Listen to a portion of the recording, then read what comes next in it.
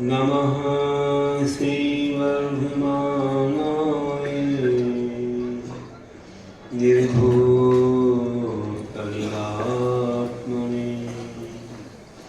सालोकानां त्रिलोकानां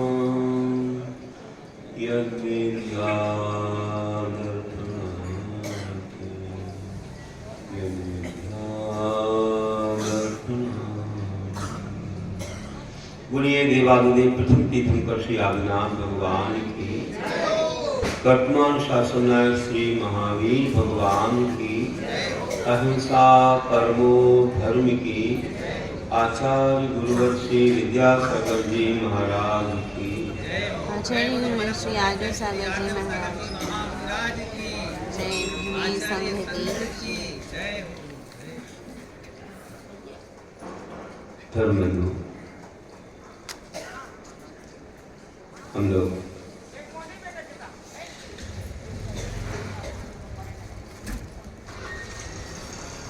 सदाचार श्रुति काव्य के अंतर्गत सूक्तियों में जिन धर्म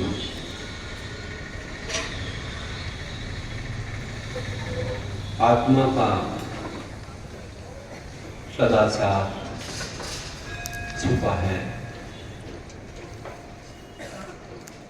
एक एक शब्द में, एक एक अक्षर में द्वादशांग समाया रहता है। तो क्या करना, बीज में वृक्ष की तरह इन शब्दों में पूरा सार भरा हुआ है। निकालने वाला चाहिए, जो निकाल लेता है, खोज लेता है, वह सब कुछ पा लेता है। आज हम थोड़ा सैद्धांतिक विषय सुन रहे हैं।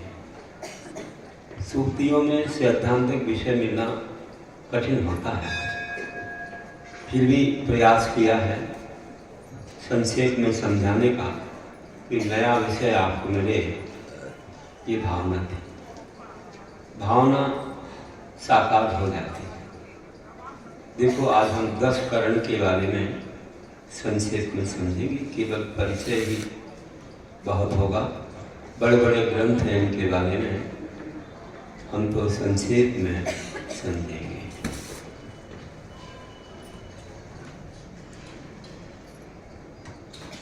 ये जो भी बंध, उत्कर्षण, संक्रमण, अपकर्षण, उदीना, सत्व, उदय, उपशम, निवृत्ति, निकासित, जो अवस्थाएं होती हैं, ये कर्मों की अवस्था है।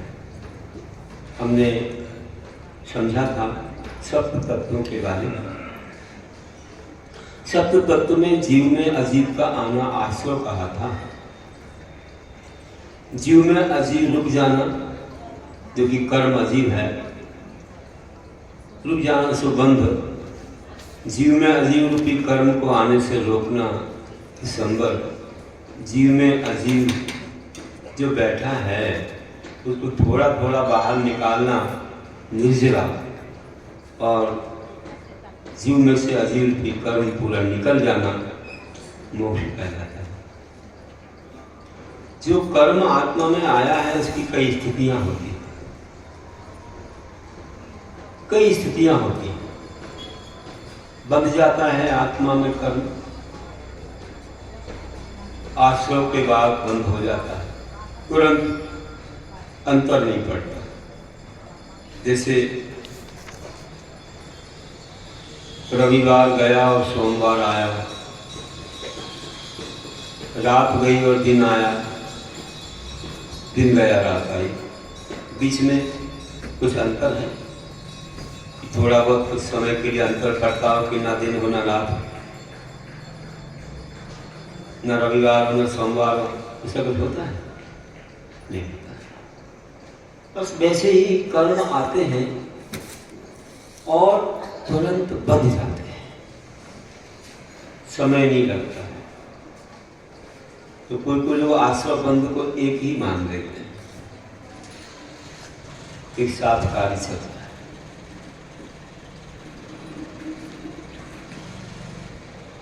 इस जगह हमने जाना और वह कर्म बंधने के बाद क्या स्थिति होती है, क्या आत्मा में उथल पुथल, क्या आत्मा में अंदर अंदर स्थिति चलती है, उन कर्मों के द्वारा या उन कर्मों की स्थिति अपने भावे के द्वारा किस प्रकार बदलती है, क्या क्या उसमें होता है, इसे समझने के लिए मात्र इसके एक दो पेज ही संपूर्ण नहीं होंगे, इसको हमको बड़े बड़े शास्त्र पढ़ना होंगे।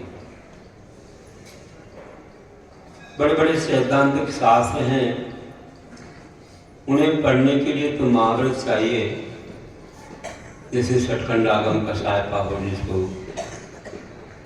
टीका के रूप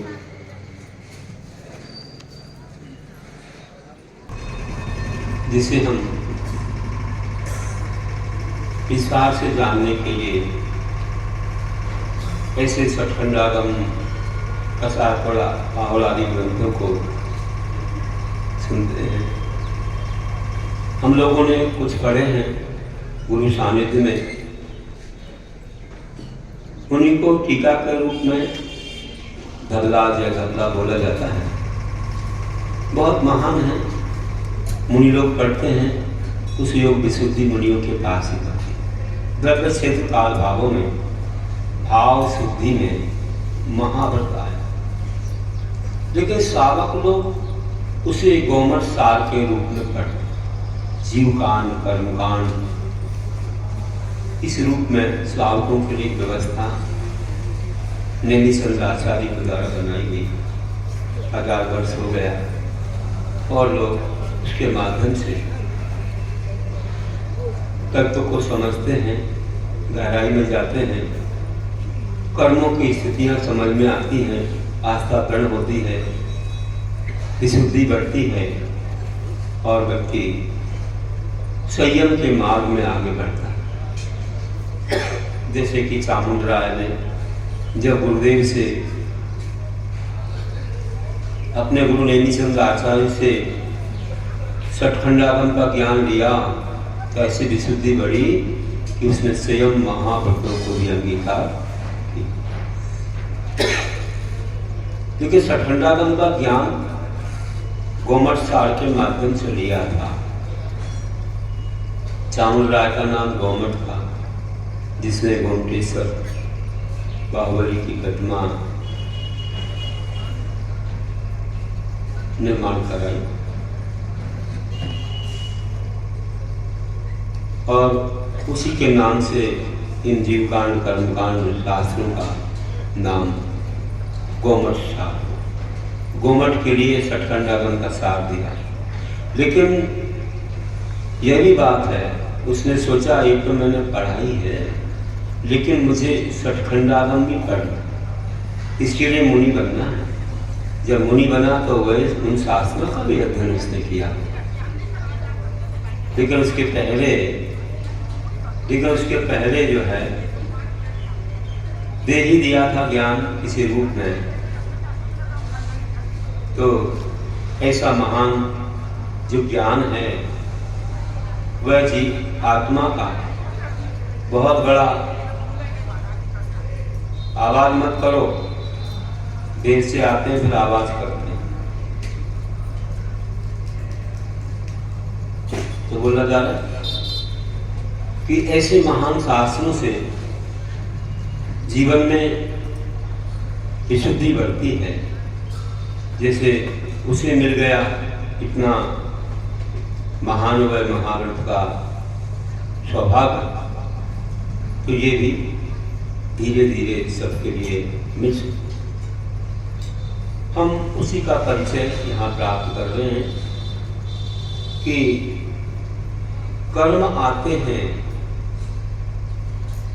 ठीक है,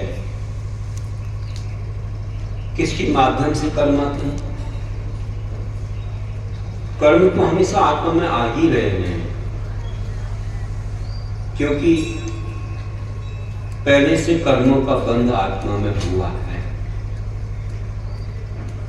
कर्म कर्मता बंदी होता, अपने अपने हित को कौन नहीं चाहता। कर्म कर्मता बंदी जीवो जीवत स्प्रहा स्व स्व प्रभाव हुआ से स्वार्थम को न वांछे। इस उपदेश में कहते हैं पूज्य स्वामी कि अपने अपने स्वार्थ को कौन नहीं चाहता है। कर्म को बुलाता है, इसका स्वागत सम्मान करता।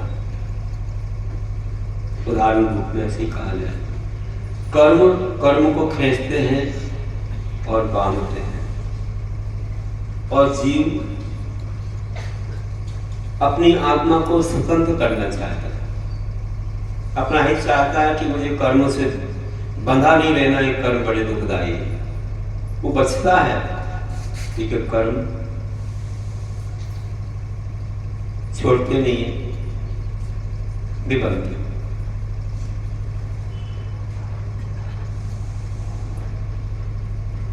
आप नहीं चाहते कि मेरे शरीर में धूल चिपक जाए, कौन चाहते? आप धूल से मुक्त रहना चाहते हो, लेकिन जो चिकनाई है, तेल तो तुमने लगाया है, अब धूल तो चिपके, तो तेल धूल को चिपकाता है, और तुम सोचते हो कि नहीं, मुझे नहीं चाहिए, तुम उससे दूर होना चाहते हो। वैसे ही है, आत्मा चाहती कि नहीं, कर्म मुझे बहुत कष्ट देते हैं, अनादिकाल से इसी से भटक रहा हूं। लेकिन पहले से जो कर्मों का बंध हुआ है, वे कर्म और कर्मों को खींचते, अपनी पार्टी को मजबूत करते हैं। आ जाओ आ जाओ आ जाओ, अपन मजबूत करिए। अपना अपना स्वार्थ है। तो मोह और योग, ये मोह और योग जो हैं, ये हैं कर्मों के आश्रम में काल, जिसको कषाय और योग भी कहते हैं। तो मोह और योग, इन्हीं से कर्म बंध है, आश्रय होकर कर्मों का बंध होता है। इसलिए कहा, देख रहे हैं पेज नंबर 15 कि मोह योग से कर्म हैं आते, प्रकृति आदि से वे बंध जाते। मोह और योग से कर्म आते हैं, और प्रकृति आदि के साथ वे आत्मा से बंध।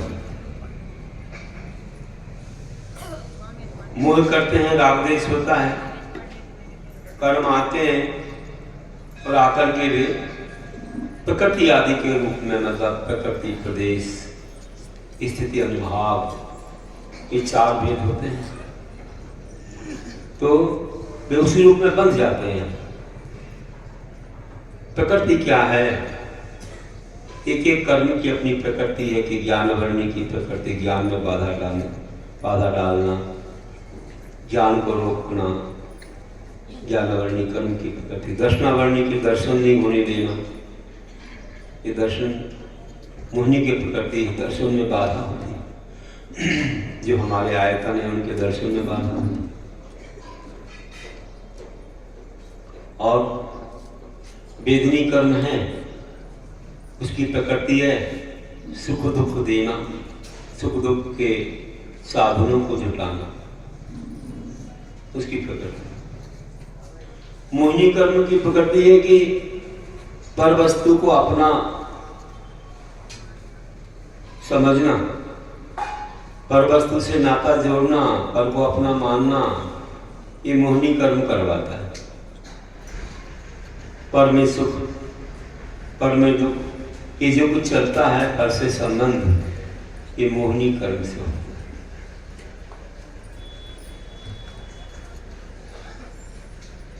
सब जानते हैं एक एक कर्मों के बारे में, इनके प्रकार वेद अपन ने तत्वार सर्वार सिद्धि में समझे थे। सौभाग्य रहा यहाँ का कि यहाँ सर्वार सिद्धि भी पूरी चातुर्मास में चल रही है। 8वें अध्याय में सब कर्मों के भेद प्रभेद आप लोगों ने जाने। जो भी 148 कर्म प्रकृतियाँ हैं, नाम कर्म की 93 प्रकृतियाँ अभी सब लोगों ने जानी।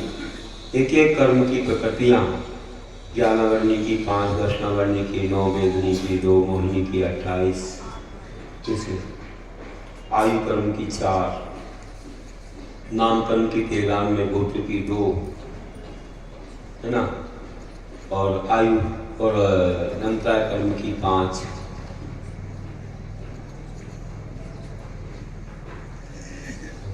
ऐसी सब प्रकृतियाँ समझी थी।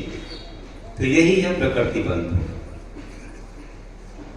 किन किन भावों से कैसे होता है ये भी सब लोग जान चुके हैं, सुन चुके हैं। तो ऐसा प्रकृति बंध है। प्रदेश बंध तो वह है कि जो कर्म बंधे हैं उनमें जो उनके प्रदेशों की संख्या है, कितने कर्म परमाणुओं का बंध हुआ आदि। स्थिति बंध ये है कि कितने काल तक के लिए बंध गया। अंतर्मूल से लेकर के 70 कोड़ा कोड़ी सागरोपन तक वाले भी कर्म हैं। मोहिनी कर्म इतने काल तक भी रह सकता है। मिथ्या दृष्टि आत्मा, संगी पंचेंद्रिय मिथ्या दृष्टि आत्मा को ये बंध होता है। और अनुभाव बंध है कि कौन सा कर्म किस स्वाद को चखाता है, कैसा फल देता है, ये अनुभाव बंध। पीछे बातें नहीं करो, ये बातें करने आए गए लोग, थोड़ा दूर नहीं बैठ सकते, दूर बैठ जाओ, क्यों बातें करते हो? एक बैठने को चाहिए, कुछ रखने को चाहिए, एक आध घर से ले आओ। नीचे तो है बेंचेस वगैरह, बेंच के पास बैठ जाओ, तो सब रखने की जगह।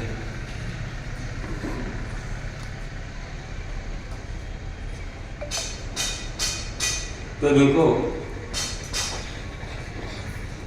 प्रकृति, प्रदेश, स्थिति और अनुभव। अनुभव से है कि कैसा स्वाद मिलता है। जैसे आप लोग जो बोलते हो कि मीठा कितने प्रकार का होता है, जैसे गुड़, शर्करा, खांड और अमृत। गुड़ कम मीठा, शक्कर ज्यादा, खांड मिश्री और ज्यादा, तो अमृत तो कहना ही क्या है।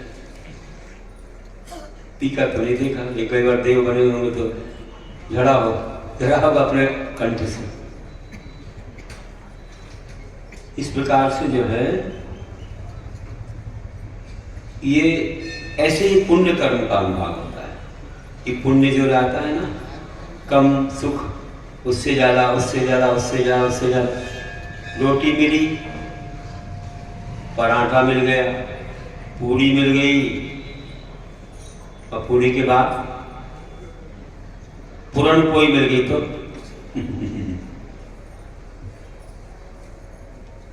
तो रोटी तो कम, उससे ज़्यादा पराठा, फिर पूरी, और उसके अंदर मीठा भरा है तो कितना अंतर हो गया, है ना। तो ऐसे अंतर होता है। यही अंतर हम जान सकते कर्मों में होता है। कर्म जो पुण्य है वो कई प्रकार आपको स्वाद देते हैं, किसी को कम सुख देते हैं, किसी को ज़्यादा ज़्यादा ज़्यादा, ऐसे अपने अपने पूर्व में बंधे हुए कर्मों के अनुसार हमको सुख मिलते हैं, वैसे पाप कर्मों का फल भी मिलता है। नीम, कंजीर, विष और हलाहल। नीम कम कड़वी है, कंजीर ज़्यादा है, विष और ज़्यादा है, तो हलाहल तो कहना ही क्या है, वो तो साइनाइड जैसा है, स्वाद ही नहीं बताता है कोई। हाथ में पेन रखा और ऐसे चखा, आउट, लिख ही नहीं पाया, इतना खतरनाक होता है। तो जानिए, ऐसे ही कर्मों की, पाप कर्मों की स्थितियां हैं। किसी को कष्ट अलग अलग प्रकार का, किसी को ऐसी हरारत सी आई, उदाहरण के लिए बोलना, लगा कोई बुखार आ रहा है क्या, हरारत आ गई। इसके बाद किसी को बुखार आ ही गया तो महसूस होने लगा कि शरीर गर्म हो गया, काम करना थोड़ा सा कठिन लगने लगा। एक को और आया बुखार, इतना तेज आया कि उठना ही कठिन हो गया, खाना पीना सब छूट गया, इतना तेज बुखार है। और एक को बुखार आया, वो यहां नहीं रह पाया, वो सीधा मस्तिष्क में चला गया, ब्रेन में गया, चला ही गया, आया और गया, बुखार नहीं गया, आदमी चला गया। देखो ये दुख के तरीके देखो आप, थोड़ा दुख, ज्यादा ज्यादा ज्यादा। अभी तो बुखार के बारे में बताया, और कई प्रकार के हैं भैया, कई प्रकार के दुख हैं। तो ये होता है, इसको क्या बोलते हैं, पाप कर्म का अनुभाव। पुण्य कर्म का अनुभाव अपन ने उदाहरण में गुड़, शर्करा, खंड, अमृत से समझा, और पाप कर्म के अनुभाव के लिए उदाहरण हमने विष, क्या किससे समझा, नीम, कंजीर, विष और हलाहल से समझा।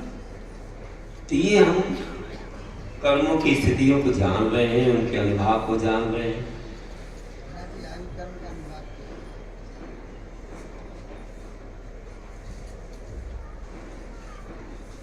देखो आयु मेरी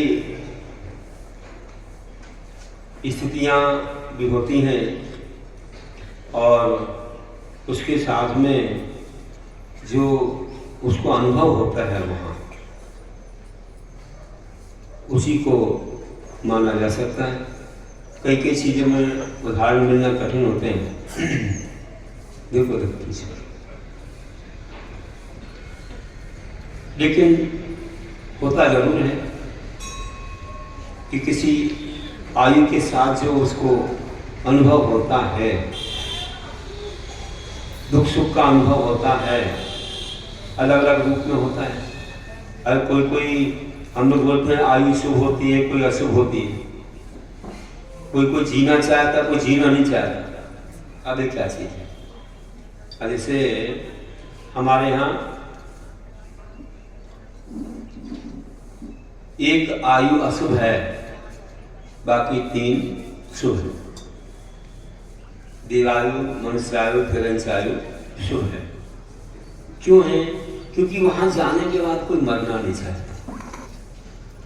तिरंच में भी क्यों न चला जाए, तो तिरंच में जाना नहीं चाहता, नरक में जाना नहीं चाहता, लेकिन नरक में जाने के बाद तो कोई जीना नहीं चाहता, सो आयु अशुभ है। लेकिन तिरंच में जाने के बाद कोई मरना नहीं चाहता, सब बचते हैं, मरना जानना नहीं। तो ये जो अनुभव होता है उस समय कि किस प्रकार से उसे महसूस हो रहा है उस आयु के साथ, इसी में कुछ घटाया जा सकता है। तो गति तो 2 ही शुभ हैं, देव मनुष्य, और तिरंच और नरक अशुभ गति है, लेकिन आयु 3 शुभ है।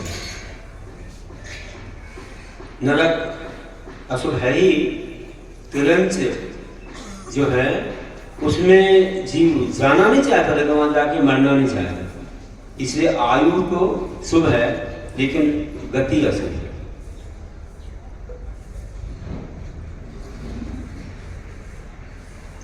तो बंद हो जाता है प्रकृति, प्रदेश, स्थिति और अनुभव।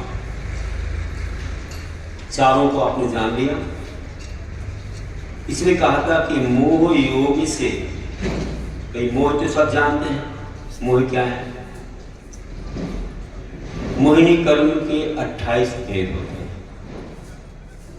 जिसमें कि हम जानते हैं चारित्र मोहिनी के 25 और दर्शन मोहिनी के 3 जानते होंगे आप। चारित्र मोहिनी में एक कसाय वेदनी और एक अकसाय वेदनी। कसाय वेदनी की 16 और अकसाय वेदनी की 9। चलिए इनके भेद समझ लेते हैं। तो कसाय वेदनी के 16 भेद हैं। अनंतानुबंधी क्रोध मान माया लोभ, अप्रत्याख्यान क्रोध मान माया लोभ, प्रत्याख्यान क्रोध मान माया लोभ, संजरण क्रोध मान माया लोभ। कितने हो गए? अब अकसाय वेदनी कसाय, अकसाय ना नो कसाय, ईशत कसाय, किंचित कसाय, अल्प कसाय बोलते हैं। वो कौन सी? हास्य, रति, अरति, शोक, भय, जिगुस्सा, स्त्री वेद, पुंबेन, नपुंसक। ये हो गई अकसाय। ये मिला दो तो कितने हो गए? 25। अब दर्शन मोहिनी के 3, मिथ्या, सम्य मिथ्या और सम्य प्रकृति। ये 3 मिला दो तो मोहिनी के 28 पूरे।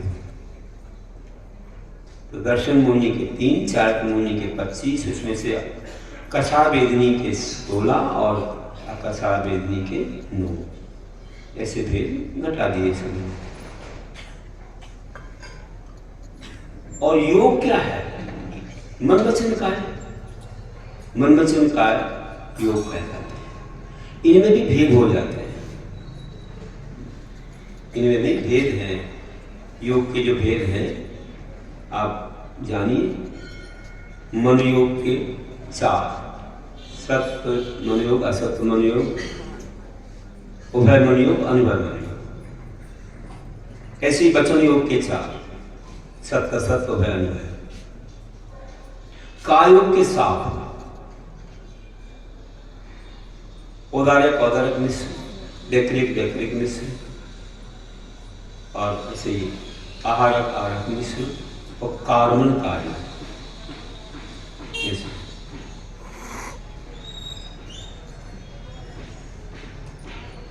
तो इस प्रकार से ये भेद हैं। तो 15 भेद हो जाते योग। तो ये मोह और योग से कर्म आते हैं। मोह और योग से हमेशा कर्म आते हैं, और ये कर्म आकर के आत्मा से बंध जाते हैं। 4 वेदों के रूप में बता दिया। प्रकृति आदि पैडक्ट जो अनुभाग प्रदेश भेगा चतुर्वेदो जोगा पैडी प्रदेशा ठिडी अनुभागा कसाय दो। अपन द्रव्य संग्रह शास्त्र पढ़ते हैं कि प्रकृति प्रदेश स्थिति अनुभाग बंध 4 प्रकार के बंध हैं। इनमें जोगा पैडी प्रदेशा स्थित योग से प्रकृति प्रदेश बंद होते हैं, और कसाय से स्थिति और अनुभाग बंद होते हैं। 10वें गुण स्थान तक कसाय रहती है, वहाँ तक सांप्रदायिक आश्रय होता है। वहाँ मतलब चारों प्रकार के बंध होते हैं, प्रकृति प्रदेश स्थिति अनुभाग। लेकिन 10वें गुण स्थान के ऊपर मात्र एरिया पर आश्रय होता है, स्थिति अनुभाग नहीं करते हैं। कर्म आता निकल जाता है, मात्र योग रहता है ऊपर। योग से स्थिति अनुभाग नहीं करते हैं। कर्म आके निकलता, पुण्य ही आता है, कर्म फल देकर निकल जाता है, रुकता नहीं है। जैसे गड्ढे में पानी रुक जाता वैसे नहीं, जैसे ढलान में पानी गिरता है बह जाता है, वैसे बात। अब हम आगे बढ़ते हैं कि कर्म जब आत्मा में आते हैं तो उसमें कई बार कर्म बढ़ भी जाते हैं किसी कारण से। कम है तो ज़्यादा भी हो जाए। उसको कहते हैं उत्कर्ष। अगर पुण्य कर्म है और ज्यादा पुण्य कर लिया तो बढ़ जाएगा, तो पाप है और जो है ज्यादा पाप किया तो बढ़ जाएगा, इसको उत्कर्षण बोलते हैं। देवों की आयु बांधी और बाद में अच्छे और पुण्य कर लिया, तो त्याग नियम संयम कर लिया, तो भवनित्य की आयु बेमानी में बदल गई, तो आयु का उत्कर्षण ऐसा होता है। मिथ्यात्व के साथ देवायु बंध गई, भवनित्य की बंधी और बाद में सम्यक्त हो गया, तो फिर बेमानी में जाएगा, तो वहां की आयु जाए उत्कर्षण। उदाहरण के लिए बता रहा हूं, ऐसा और भी कर्मों में तो निज परिणामों से ही कर्म का हो स्थिति रस उत्कर्ष कर्म। निज परिणामों से ही कर्म का हो स्थिति रस उत्कर्ष कर्म। अपने ही परिणामों से कर्म का स्थिति और अनुभाग बढ़ जाना, ये उत्कर्षण है। पापों में भी हो सकता है, पुण्य में भी हो सकता है, जैसा कार्य करेंगे वैसा। इस तरह से बता दिया। और ऐसे नरकों में भी होता होगा, ऊपर पे बांधी ज्यादा पाप कर लिया तो नीचे का हो जाए। और इसी प्रकार से और भी बताएंगे, पहले बीच में संक्रमण का बताते हैं। कुछ परिवर्तन भी हो जाता है, कुछ कर्मों में परिवर्तन होता है, अपनी अपनी प्रकृति के अंदर ही होता है, दूसरी प्रकृति में नहीं बदलता है। आठों कर्म उनमें अंदर अंदर ही होता है। तो मूल प्रकृति में कैसे कर्म बदल जाता है, जैसे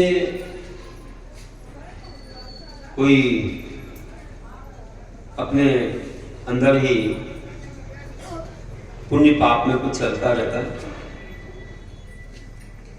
और अपनी अपनी प्रकृति में थोड़ा सा परिवर्तन होता रहता है।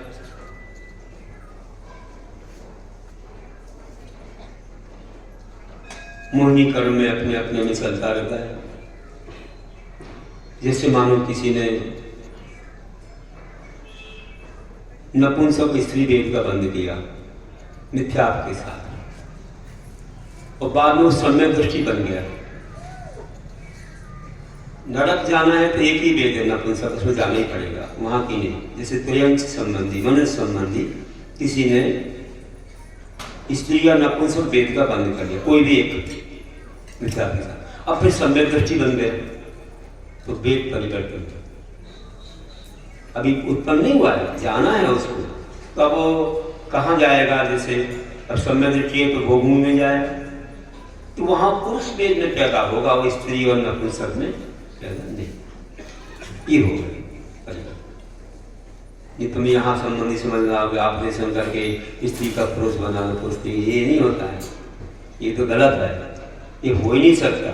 ऊपर से कोई बना भी देगा ना तो जीवन भर वेद एक ही रहता है, भाव कभी बदल नहीं सकता, एक जीवन में एक ही वेद रहता है,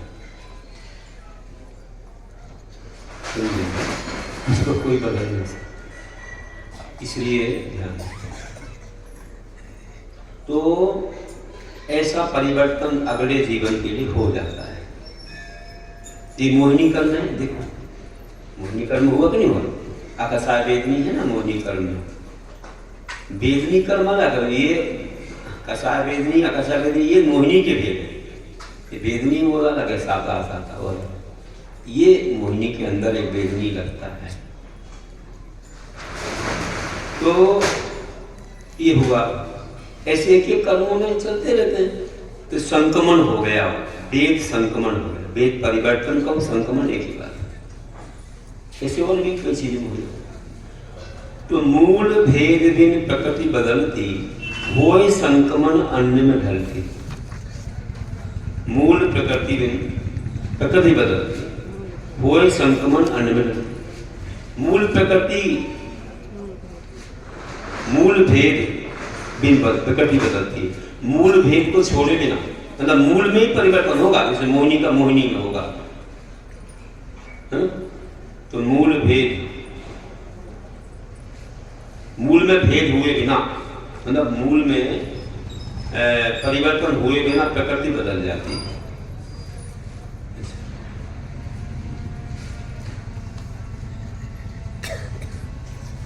वो संक्रमण हो जाता है, दूसरे में बदल जाता है।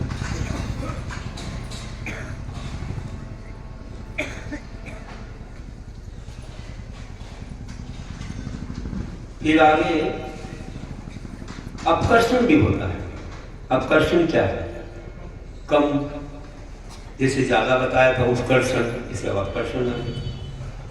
कोई चीज कम हो जाती है, आयु कम हो जाए, कोई चीज कम हो जाए तो मतलब कोई भी कर्म, तो जैसे राजा श्रेणिक को मिथ्यात्व के समय आयु कर्म का बंध हुआ जब मुनि पर अवसर किया, यशोधर मुनि पर, सप्तम पृथ्वी का,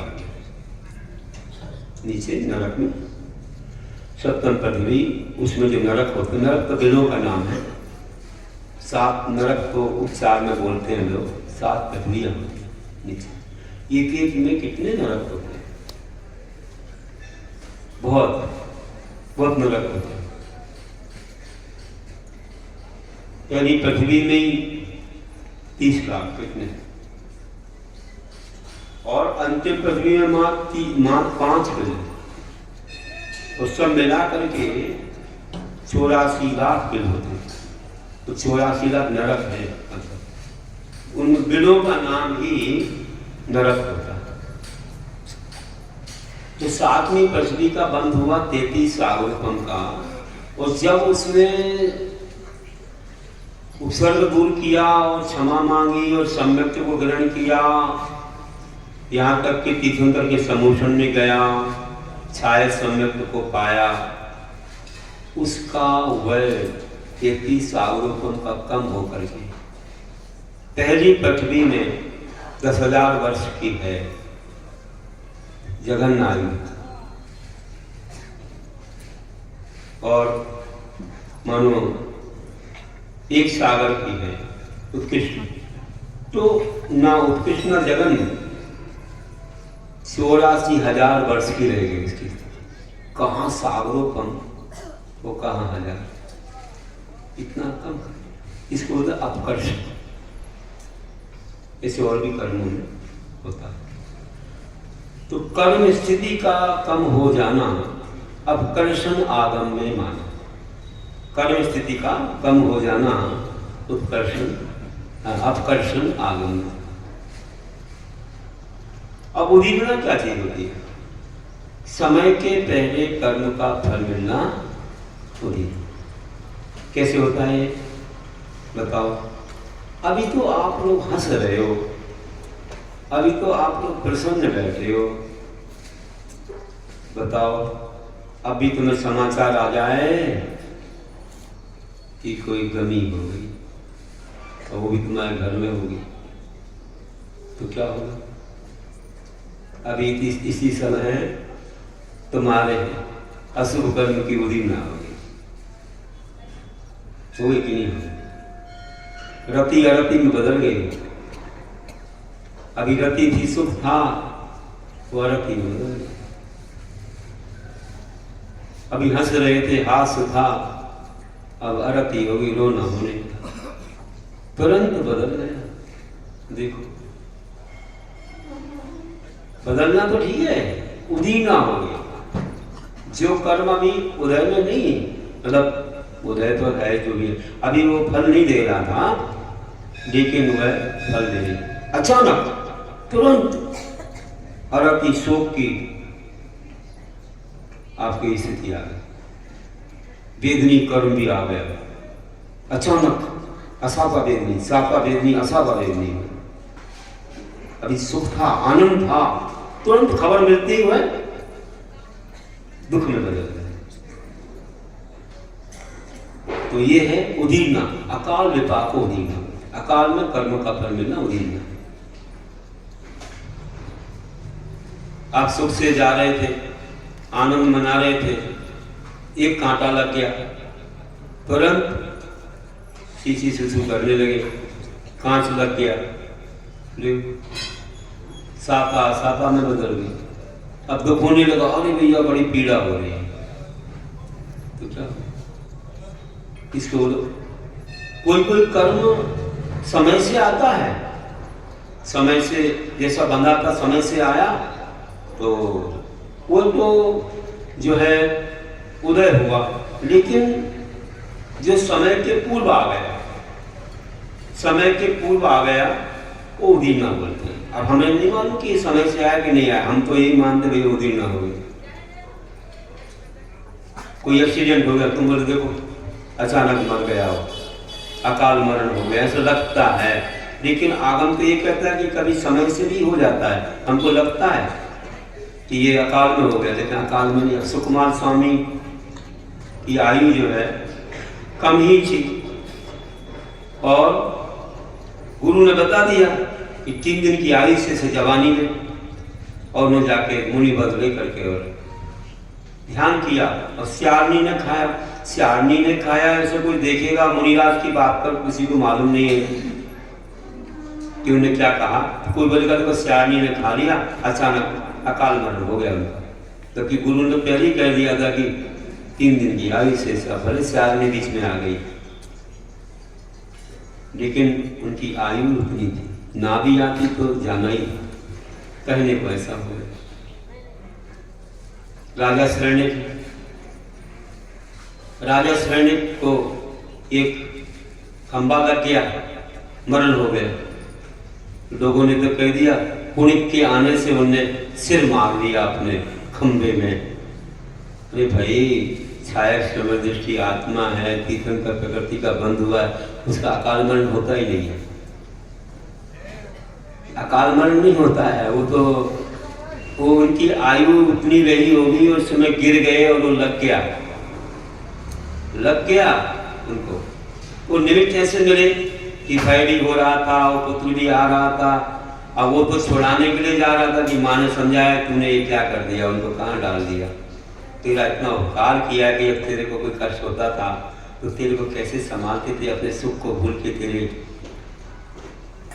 पास बैठ जाते थे, तुझे कहीं लग जाता था, तेरी अंगुली को अपने मुंह में से दबा लेते थे। इतनी करुणा उनके मन में थी, तूने क्या कर दिया, उनको कैद कर दिया। जा खोल के आ। वो जा रहा था हथौड़ा लेकर के कि ताला तोड़ूंगा, चाबी नहीं मिल रही, कहाँ होंगे कोई खोलने वाले, मैं तोड़ दूंगा।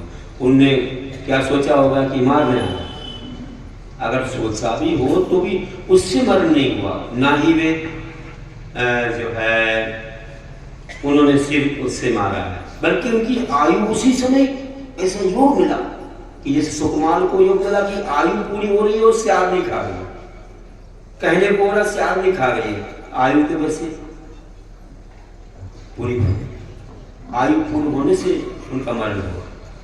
तो राजा श्रेणिक गिर गए, उनकी आयु पूरी गिरे और लग गया, लोगों ने कुछ और सोच लिया, क्योंकि ऐसे व्यक्ति कभी ऐसा नहीं करते, अपघात भी ऐसे नहीं करते, ना ही अकाल मरण। ऐसी स्थिति आप देख रहे हो, तो अकाल में फल मिलना। अब जैसे मानो अंतराय आ गया, महाराज जी को अंतराय आ गया, आहार ले रहे थे, बाढ़ आ गया, जीव आ गया, कुछ भी आ गया, महाराज जी क्या करते, और लोग डांट रहे हैं, तुम देख कर नहीं देते, और ये और वो, बहुत सारी बातें सुना रहे, सुनने वाले सुनते ही रहते हैं, यही गलती होगी, सुनाएंगे लोग, क्या कर, सुनते रहो। महाराज जी कुछ बोलते नहीं है, महाराज क्यों नहीं कुछ बोल रहे? अरे महाराज जी तो ज्ञानी है, जानते भैया, अभी इसमें बड़े रहस्य की बात है, असावधानी से भी आ जाता है अकाल में। कई बार अच्छा होना तो आहार, लेकिन असावधानी हो जाए, या वहाँ देख रहे हो नहीं देखा और दे दिया, उसमें बालता देख ही नहीं पाए। कई बार लोग पकड़ लेते, अरे क्या दे रहे हो, रखो एक तरफ। महाराज को नहीं मालूम पड़ता, तब तक रख देते। तो महाराज को मालूम पड़ेगा तो कहीं क्या था बताओ, बताना पड़ेगा, तुम सब तो बोलना चाहिए। और उनने ले ली वो वस्तु, उसमें था बाल, तो बैठ जाएंगे। तो जीव था, भली ना ली हो, अगर मरा जीव तो चौकी की अशुद्धि तो बैठ जाएंगे। और नहीं मालूम तो तुम ले गए, तुम्हें नहीं दिख रहा था, दूसरे ने दिखा दिया कि ये कुछ है, बाजी में हो जाओ। महाराज को नहीं मालूम पड़ा तो उनका तो हाल हो जाएगा। लेकिन बता रहा हूँ कि ऐसी असावधानियां लोग करते हैं, और ऐसे आ गया सावधानी से अंतराय, तो महाराज जी जो है कुछ बोलते नहीं, क्योंकि हो सकता है कि हमारा कर्म अपने सही समय से आया हो तो उदीर्णा ना हुई हो, हमने कोई कर्म अपना बंधा हुआ हो, हमारा बंधा हुआ हो या श्रावक का बंधा हुआ हो। कई बार उसकी वजह से उसका सही समय से आया और हमारा अभी नहीं आना था, हमारे कर्म की उदीर्णा होगी उसकी वजह से, तो हमारी तो उदीर्णा हुई, उसका सही समय रहा। कई बार हमारा सही समय से आया और श्रावक की उदीर्णा होगी, श्रावक का अभी नहीं आ रहा था, उसका दानांतराय, हमारा लाभांतराय। अब इसमें किससे गुस्सा करना, क्या करना, मतलब कर्म है आया। लेकिन उदीर्णा भी होती है, उसको समझाया जाता है कि देखो तुमने असावधानी की तो हो सकता महाराज की भी उदीर्णा हो गई, तुम्हारी भी होगी असावधानी से, दोनों का कर्म अभी नहीं आना था, कभी और आता ना आता और तपस्या से क्षय भी हो जाता। हाँ, क्षय हो जाता, समय के पूर्व क्षय कर देते तपस्या से, जरूर नहीं कि उसी रूप में आए, तो तुमने असावधानी से करा दिया। तो लोग यही जानते हैं कि व्यक्ति को सावधान करना है, व्यक्ति को हमेशा सजग बनाना है, तो यही मान लेते हैं। वो नहीं मानते कर्मोदय समय से आया है, वो नहीं मानते, वो ये मानते कि तुमने गड़बड़ किया, तुमने सावधानी क्यों नहीं रखते, आगे से वह सावधान रहे। फिर भी कई बार उसमें रहस्य हो सकता है, कोई प्रत्यक्ष ज्ञानी बता सकते भैया कि ये समय से आया है, किसी का पहले किसी का बाद आता है, कभी एक दूसरे का, दोनों का एक समय में भी आ सकता है, दोनों का कर्म सही समय से भी आ सकता है, या कभी दोनों की उदीर्णा भी हो सकती है।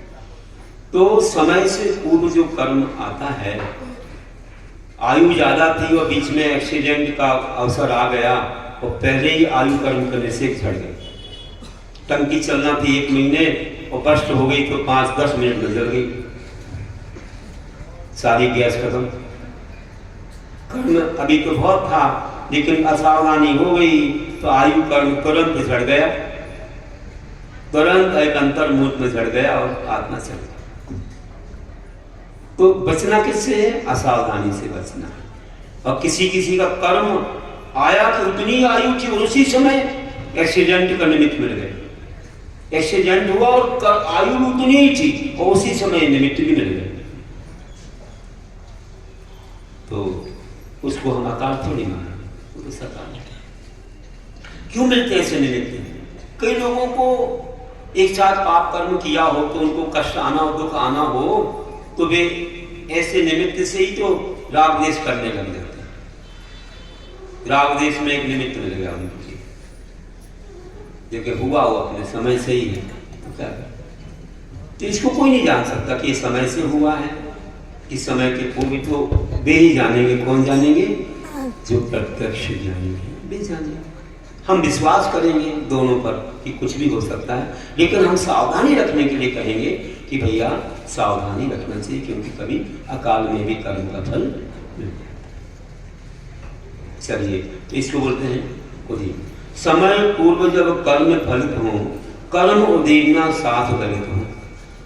समय पूर्व जब कर्म फलित हो, कर्म उदीर्णा साथ गलित हो, कर्म की उदीर्णा के साथ गलित मतलब निकल जाते हैं। अब सत्व क्या चीज है? जो आत्मा में रहता है कर्म, ना उसकी उदय आ रहा है, ना उदीर्णा हो रही है, ना निर्जरा हो रही है, बल्कि बैठा है वो कर्म।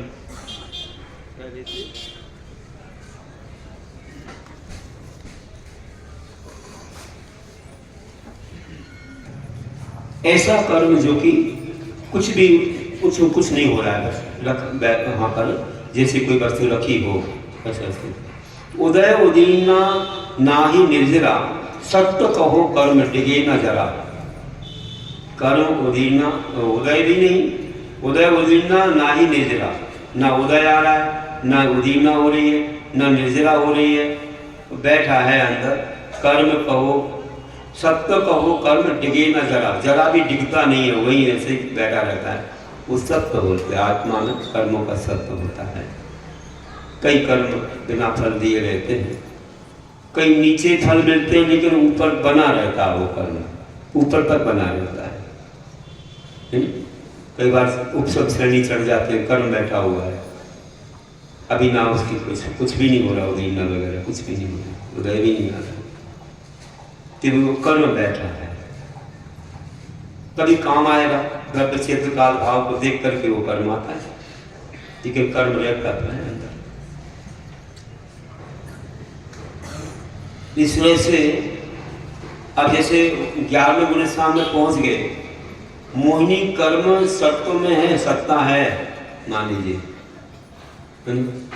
और अभी उन्होंने उसको दबा दिया है, निकाला नहीं है आत्मा से। कई कर्म बैठे हुए नीचे आएंगे तो फिर उसकी ये हो जाएगी।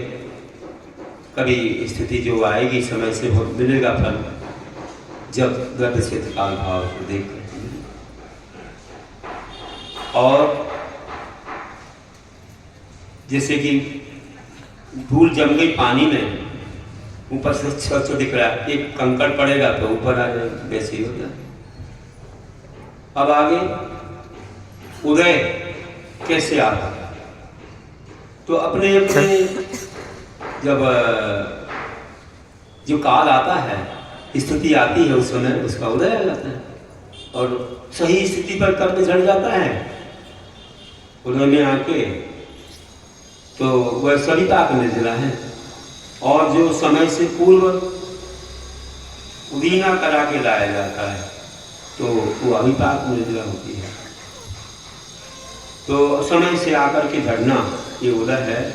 कर्म स्व स्थिति पाकर फले व झड़ते उदय में आकर, कर्म स्व स्थिति पाकर फले व झड़ते उदय में आकर, अपनी स्थिति पर आकर के कर्म निकलता है, तो उसी का नाम उदय है।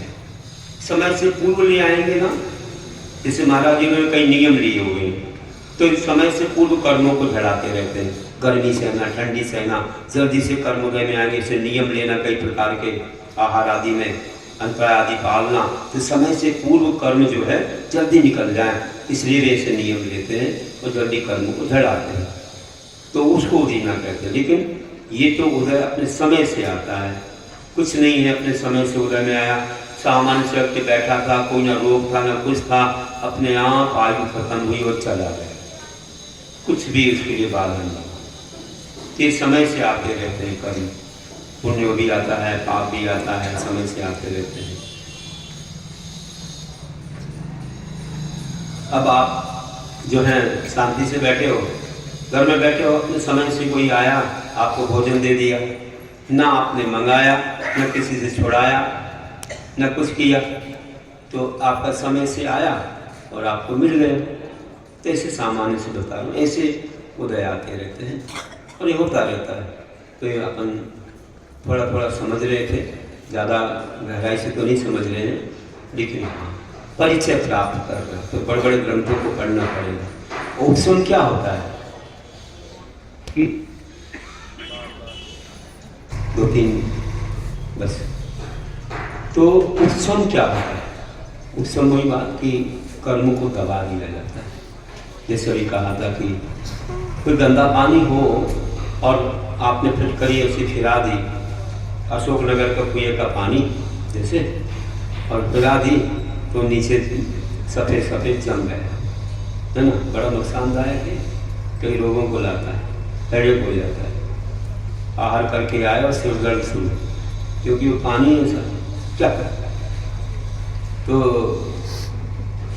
कोई भी ऐसे तो आप उसको नीचे जमा दिया तो नीचे कर्म दब गया तो उसका नाम उपशम है। कुछ काल के लिए वो आपको कोई भी फल वगैरह नहीं देगा, उदय में नहीं आएगा। तो ना हो सबके उदय में आना कर्म उपशम है जिन्हें जाना, जिन्हें भगवान ने ही जाना है कि ना हो सबके उदय में आना कर्म उपशम है जिन्हें जाना। वो अभी नहीं आएगा, अभी कर्म अंदर बैठा हुआ है, उसका उपशम है, तो आपको फल नहीं देगा, दुख दर्द कुछ नहीं। लेकिन जब समय आ जाएगा फिर अपना फल देगा। कंकड़ एक पड़ेगा, धूल ऊपर आ जाती है। वैसे ही थोड़ा सा अभी आप बैठे हो, है ना, अभी कुछ भी नहीं हो रहा है, अभी उपशम चल रहा है, ना भूख है और ना प्यास है। यहाँ से उठने के बाद शुरू हो जाएगा ये चाहिए वो चाहिए आदि आदि। न गुस्सा आ रहा है, न पैसे की चाह है, न भोजन की चाह है, कुछ भी नहीं भैया। थोड़ी देर को तो तब गए। और देखो निवृत्ति किसे बोलते हैं? निवृत्ति कर्म क्या है? जिसमें कोई संक्रमण नहीं होता, कोई बदलाहट नहीं होती कर्मों में। ऐसे कर्म रहते हैं बड़े कठोर कर्म हैं, बदल नहीं सकते उनको। नहीं कर्म संकृत होते जो, नहीं कर्म संक्रमित होते जो निवृत्ति रूप कहलाते हैं। नहीं कर्म संक्रमित होते जो निवृत्ति रूप कहलाते हैं। ऐसे कर्म का बदल नहीं सकते उनको कि किसी और में बदल दे। वो बड़े कठोर रखे, अपने मूल प्रकृति में भी कोई परिवर्तन नहीं, वे बिल्कुल उस आपको मिलेगा ये फल उसी रूप में। हाँ क्षय हो सकता, तपस्या से क्षय कर सकते। और फिर आगे निकासित कर्म कौन कहलाते हैं? जिनमें ना संक्रमण होता, ना उत्कर्ष ना उत्कर्ष। अब उत्कर्ष उत्कर्ष भी नहीं होता, ऐसे बड़े कठोर कर्म है। निकासित कर्म में संक्रमण भी ना, उत्कर्षण अपकर्षण भी करते, कुछ न बदलाहट होती है, न बढ़ते हैं, न कम होते हैं, ऐसे बैठे रहते हैं बिल्कुल चिपक करके। और वे क्षय ना करो तो वे तुम्हें फल देंगे एक समय आने पर, लेकिन वे किसके में कुछ भी बदलाहट नहीं होती है। ऐसे वे कर्म होते हैं। तो ऐसे कर्मों का भी क्षय होता है। कहाँ होता है?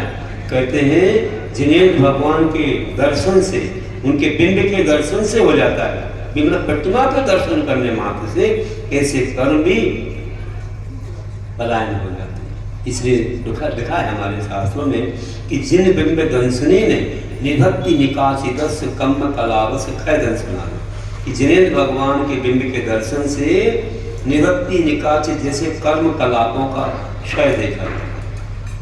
इतनी बड़ी बात हमारे सिद्धांत शास्त्र में कही है। तो बंधुओं, इस प्रकार हमने 8 स्थितियां या 10 स्थितियां कर्मों की जान ली। 8 कर्मों की 10 स्थितियां, 10 करण आज हमने समझे। अभी कुछ और विषय है तो हम बाद में समझेंगे। बड़ा समझाने में विलम्ब हुआ, आज बार बार कुछ बाधा भी हो रही थी तुम लोगों को पावर संबंधी। चलो ठीक है, अभी और भी कर्म के बारे में कुछ और अच्छी बातें, आपको बहुत विशेष बातें इसमें सुनने को मिलेंगी। क्या है हमारा जीवन, क्या है मानव जीवन, बहुत अच्छा बताया आयुर्वेदी के बारे में। और ऐसे महान उपदेश हमें मिलते रहें, गुरु लोग ऐसे सहजता में हमें आगम में समझाते रहें और हम लोग समझ करके अपने भावों को संभालते रहें और संभाल करके अपने जीवन में आगे बढ़ते रहें। ऐसे गुरु लोगों का दर्शन हमेशा होता रहे, वे सास लिखते रहें और हम आगे बढ़ते रहें। इसलिए गुरुओं की रक्षा जरूरी है। कल आपने गुरु रक्षा का काम भी बहुत अच्छा किया है। सब बोल रहे थे बड़ी भक्ति दिखाई है। हो सकता है इस भक्ति में बड़ी शक्ति है। और एक काम और करेंगे अपन लोग कि अपन